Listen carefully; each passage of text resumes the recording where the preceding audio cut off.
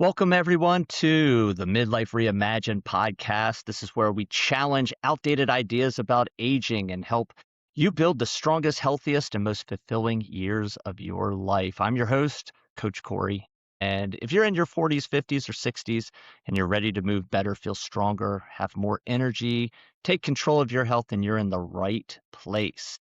And on today's episode, I'm going to be debunking some of the most common fitness and nutrition myths. And I went through, jotted down about 10 of the most common fitness myths that I hear on the regular basis. And let's jump right into probably the one I hear the most, which is also maybe one of the most frustrating ones that I hear. I thought that we had debunked this one a long time ago, but we didn't. And that is lifting weights is going to make me big and bulky. Now, I primarily hear this from my female clientele, and I have to say that's just not going to happen.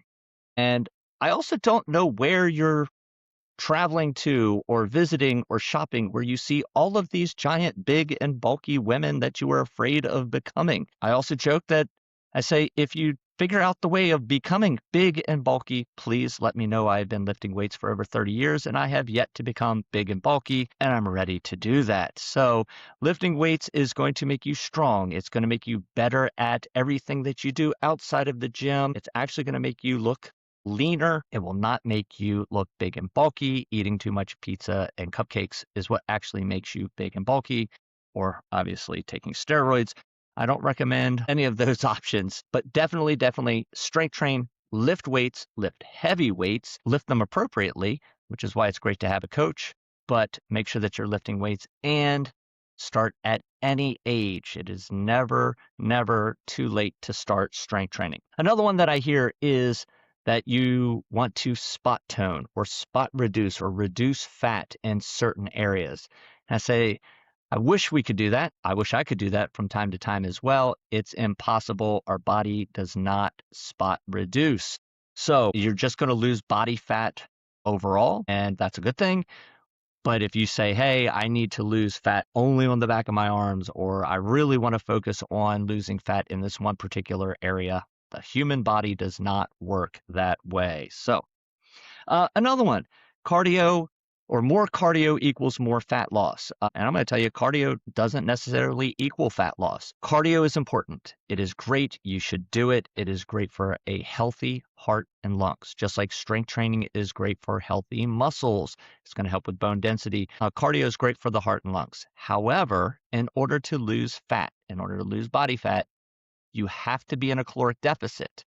And that's going to come from nutrition. It's a lot easier. Now, you could argue, well, coach, I'm burning calories when I'm doing cardio. Yes, but you can't out cardio a bad diet. I'll tell you that much. It's a lot easier to reduce your calories than it is to kill yourself doing cardio. So focus on, if fat loss is your goal, focus on nutrition for fat loss. Focus on cardio for your healthy heart and lungs, and focus on strength training for strong muscles. Another misconception is that you have to work out for 1 hour. I don't know where that myth actually came from, and I've been in the industry for 30 years, but you do not have to work out for 1 hour. As a matter of fact, at our gym, our sessions are 50 minutes long. That includes the warm-up, that includes the cool down and stretching. So no, you do not need 1 hour. A lot of times cardio might be just going on a walk, 20, 30 minutes. If you're out of shape, deconditioned, start small and work your way up. So perfectly fine to not do 1 hour. As a matter of fact, people sit there and they'll say, I did an hour and a half long workout. What did you do? Who has that kind of time these days? So you do not need a 1 hour workout to be successful. This one, another one, I have no idea. I wish I knew who coined this phrase. I'd go track them down. And that is no pain, no gain. Fitness should not be painful. I used to, when I was in my teens and 20s and lifting, I thought being super sore the next day was like a badge of honor. Now I just sit there and go, that was a dumb workout I did yesterday if I'm so sore that, I have trouble walking upstairs. Fitness should enhance your life, not detract from your life. So no pain, no gain is one of the dumbest things that I've heard in fitness. We should be able to do this every day for the rest of our lives. Now, that brings me to something else is that you need to work out every day to be successful. That's not true. If you strength train 2 to 3 days a week, that's fantastic. A lot of times, busy people, that's all that they have time for. Should you move every day? Yes, I definitely believe that you should move every day. Now, that might be taking a walk. That might be getting in those neat calories, those non-exercise activity. Parking as far away from the door if you're going shopping or running errands. Getting in those extra steps. That should be done every single day. Taking the stairs instead of the elevator at work, getting in the extra activity. You should move every day, but you do not need to have a structured workout every day to be successful. Another myth, more sweat equals better workout. Or another way that I hear this is intensity equals effectiveness. And that's not true. Just because you're working out harder, just because you're sweating more, doesn't mean that that workout is better. And I don't want to get into all the science behind it, but if you are really stressed throughout the day and your body is in that constant fight or flight mode, maybe doing a HIIT workout is not the best thing for you. Matter of fact, get that high intensity workout might not be the best thing. You might do better with a yoga session. You might do better with a long walk through nature. So not everything needs to be evaluated on how intense that workout is. Some people don't sweat.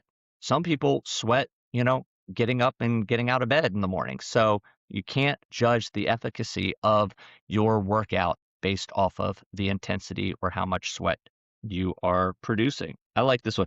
Muscle weighs more than fat, and that's not true. Now, I'll put an asterisk on that. So I always ask the question, what weighs more, 1 pound of muscle or 1 pound of fat? And a lot of people will say the muscle. And it's a trick question because 1 pound of anything equals 1 pound of anything. Now, muscle is significantly more dense. So 1 pound of muscle takes up less space on the body than 1 pound of fat. So if we lose 1 pound of fat, of this adipose tissue, we lose 1 pound of it, and we put on 1 pound of lean, beautiful muscle tissue, the scale says you haven't changed, right? You lost a pound, you gained a pound. So your relationship to gravity is the same. However, you look different, right? The space on your body, the space on your skeleton has shrunk. And so that's why when people lose 10 pounds of body fat, put on 8 pounds of muscle, the scale shows they only lost 2 pounds, but they look completely different. They look like they lost 20 pounds because of the space that those two tissues have taken up on their body. Oh, let's see. Oh, here's a good one. Squats are bad for your knees. I have a lot of people that come in and say, I have bad knees, I shouldn't squat. Well, squat is a basic movement pattern. It's also an exercise, but more importantly, it's a basic movement pattern. If you stand up from a chair, you're doing a squat. If you go to the bathroom, you squat. If you get out of a car, you squat. So it's not necessarily bad for your knees. A lot of times, how you squat could be bad for your knees. The mobility that you have in your ankles and hips might be preventing you from having a authentic or pure squat pattern, which then could be bad for your knees. But if you work with a really good coach or a movement coach, we're going to be able to analyze that and help you squat so that it doesn't hurt your knees. I love when doctors will tell their patients or physical therapists that you can't squat. And I go, uh-oh. Especially my female clients always tell me, you better learn how to pee standing up because that's a squat. And they go, a light bulb comes on. They're like, oh, why did the doctor tell me that? And I said, well, they mean don't do like barbell back squats. That'll hurt your knees, right? So squats are not bad for your knees. It's a basic movement pattern. The last one I put on here is that organic is better or healthier than non-organic. And they have done so many studies on this, comparing organic food and the quality of the food, meaning the vitamins, the minerals, the quality of that food compared to non-organic. There's no difference between the two. So one isn't healthier than the other. Now, if you believe in organic farming is better for the environment or for better for the animals, and you want to buy organic for that reason, by all means, not going to argue with you. However, if you're buying organic simply because of nutritional value or the quality of the food, I'm going to tell you, you're just spending money on the name. That is a myth that we need to debunk. I think those were 10 right there, guys. We go over all of these here at Clarksburg Strength and Fitness. So if you are a member at our gym, you know you're going to get the best information. We don't base any of our programming or our nutrition programs or strength or cardio on fads or myths. It's all completely science backed, and you know that you're in the best hands. So hopefully that answered 1, 2, maybe all 10 questions that you have on fitness or some of these fitness myths. Let's not buy into them any longer. And if you hear anybody else talking about some of these myths, you have my permission to use any of this to debunk those myths or send them our way. Make sure that they're listening, subscribing to the Midlife Reimagined podcast. And make sure you tune into the next episode. I'm Coach Corey. Again, make sure that you like, share, subscribe, tell your friends about this podcast, and we will have much, much more fitness, wellness, health tips coming your way very soon.